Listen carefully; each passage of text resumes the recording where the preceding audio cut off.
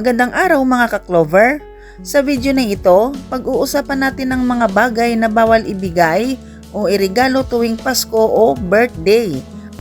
Basta kahit anong okasyon ay bawal regalo. Maraming tao ang nagbibigay ng regalo nang hindi alam na may mga bagay pala na nagdadala ng malas, hiwalayan, pagkawala ng swerte o problema kapag maling ibinigay. Ayon sa Feng Shui, kasabihan at pamahiin. Hindi ito pananakot lang, ito ay babala para maging maingat tayo dahil ayon sa Feng Shui, lahat ng bagay ay may enerhiya.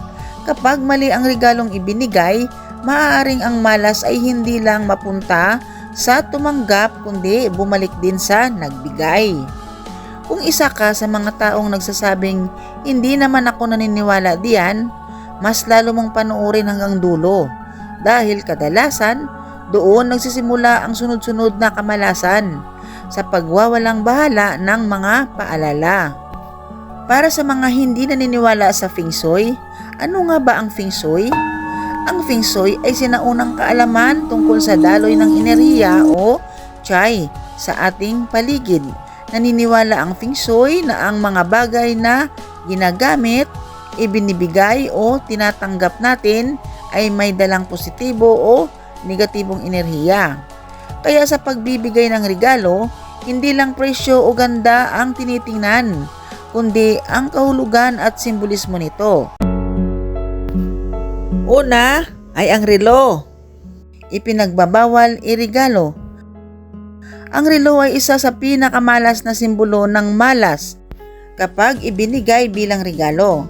Sa Feng Shui, ang relo ay sumisimbolo ng oras na nauubos, katapusan at pagbilang pababa ng buhay. May kasabihan na kapag nagregalo ka ng relo, parang sinasabi mo sa taong iyon na paubos na ang oras niya.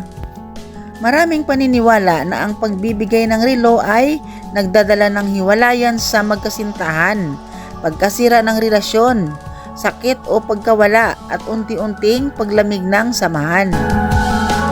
Lalo itong bawal ibigay sa asawa, nobyo o nobya, magulang, matalik na kaibigan. May mga kwento na matapos makatanggap ng relo, nagkasakit, nag-away o naghiwalay ang magkasintahan. Kaya kung talagang gusto mong magbigay ng relo, dapat may kapalit itong barya o piso man lang, kahit piso lang, para lumabas na binili at hindi ibinigay at maputol ang malas na enerhiya. Pangalawa, sapatos. Simbolo ng paglalayo. Maraming nagbibigay ng sapatos dahil praktikal, pero sa Feng Shui at pamahiin, ang sapatos ay simbolo ng paglalakad palayo. Kapag nagregalo ka ng sapatos, maaring lumayo ang ating binigyan, maaring magbago ang ugali niya, at maaring unti-unti kayong mawala ng komunikasyon. Ito ay lalong bawal iregalo sa asawa, kasintahan, anak o taong ayaw mong mawala sa buhay mo. May paniniwala na ang sapatos ay nagbibigay ng enerhiya ng pag-alis. Kaya maraming relasyon ang biglang lumalamig pagkatapos makatanggap ng sapatos bilang regalo. Kaya paalala ko po sa inyo, kung magbibigay ka ng sapatos, dapat may kapalit na coin o piso, kahit barya lang para man-neutralize ang enerhiya ng paglayo at hindi matuloy ang malas. Pangatlo, perlas, simbolo ng luha. Perlas ay mukhang maganda at elegante, pero sa Feng Shui ito ay simbolo ng luha at kalungkutan. May mga kasabihan na ang perlas ay luha ng dagat. Kapag nagregalo ka ng perlas, maaaring magdala ng iyakan, heartbreak, lungkot o emosyonal na pagsubok. Lalo itong bawal ibigay sa bagong kasal, nobya o babaeng dumadaan sa stress. May mga naniniwala na ang perlas ay sumisipsip ng negatibong emosyon, kaya kapag mali ang timing, pwede itong magdala ng sunod-sunod na problema sa puso at isipan. Pang-apat ay ang picture frame, simbolo ng pagkakahon. Ang picture frame ay hindi rin magandang iregalo ayon sa pamahiin. Ito ay sumisimbolo ng pagkakulong, pagiging stuck o hindi pag-usad ng buhay. Kapag nagregalo ka ng picture frame, para bang sinasabi mo na hanggang dyan ka na lang. May paniniwala na ito ay nagdudulot ng pagkaantala ng pangarap, problema sa trabaho, pakiramdam na walang galaw ang buhay. Mas lalong bawal kung walang laman ang frame, luma ang disenyo at may basag o sira. Dahil ayon sa Feng Shui, ang frame ay nagkukulong ng enerhiya. Kaya kung ibibigay mo ito, dapat siguraduhing may masayang larawan at malinis ang intensyon. Panglima, pabango o perfume. Simbolo ito ng paglalaho. Ang pabango ay isa ring delikadong regalo. Sa Feng Shui at pamahiin, ang pabango ay simbolo ng unti-unting pagkawala. Kapag nagregalo ka ng pabango, maaring mawala ang feelings, maaring lumamig ang relasyon, at maaaring ding biglang magbago ang pakikitungo.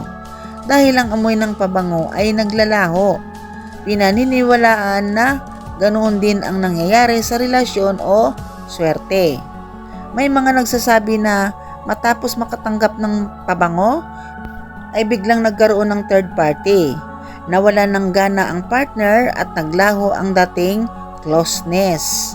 Para maiwasan ito, dapat piliin ang pabango na gusto ng tatanggap at samahan ng positibong mensahe at iwasan itong ibigay sa taong may problema na ang kanyang relasyon.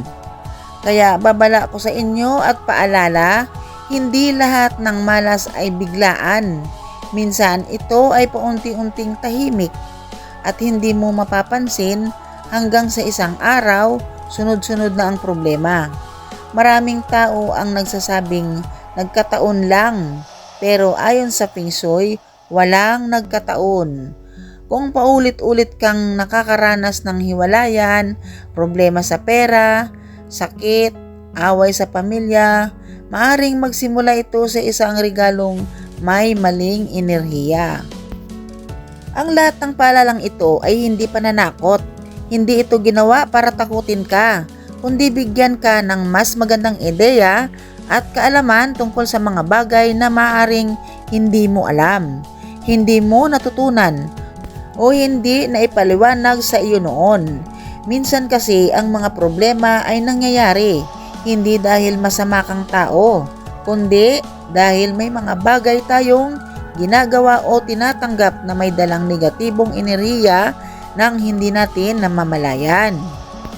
Sa totoo lang, ayon sa mga karanasan at paniniwala sa Feng Shui, mas madalas ang mga hindi naniniwala ang siyang mas nakakaranas ng sunod-sunod na problema dahil hindi sila nag-iingat, hindi dahil mali sila, kundi dahil wala silang gabay. Ang Feng Shui ay hindi relihiyon, hindi pamahiing walang basihan, kundi paalala kung paano iwasan ang negatibong enerhiya at kung paano protektahan ang sarili, ang relasyon at ang swerte sa buhay.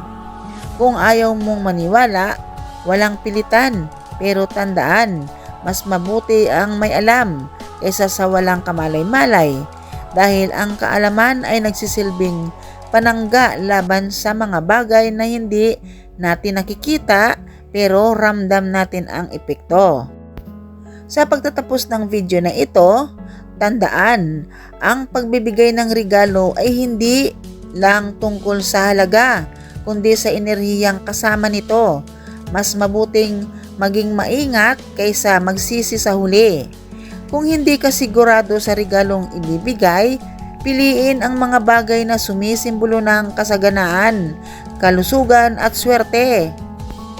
Kung nagustuhan mo ang video na ito, huwag kalimutang i-like, i-share at mag-subscribe.